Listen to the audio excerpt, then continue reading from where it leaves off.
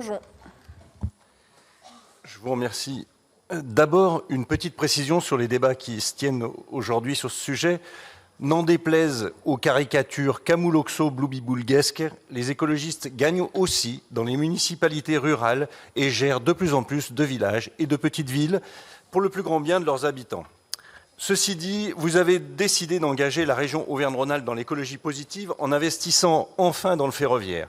Pour compléter votre feuille de route et suivre son évolution, les écologistes proposent de doter la région d'un comité stratégique régional des mobilités en Auvergne-Rhône-Alpes.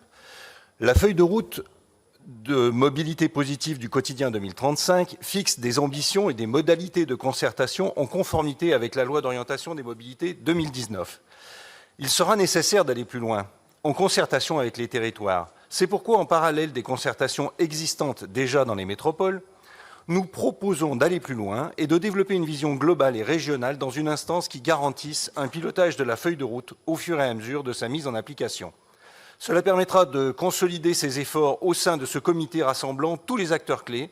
Il s'agit de créer un lieu de concertation, d'innovation, de décision, intégrant activement la voix des habitants de tous les territoires.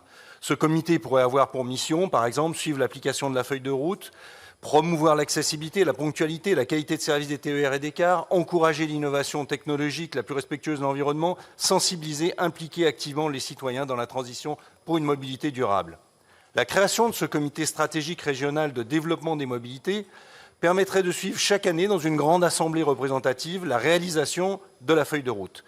Et il permettrait donc de travailler dans le futur mandat. Il permettra aussi de définir un schéma de desserte globale et d'aider les élus régionaux à choisir les orientations en matière d'investissement, sans oublier aucun territoire et aucune personne. Ce comité permettra l'évolution de la feuille de route et la réalisation d'une véritable vision stratégique partagée.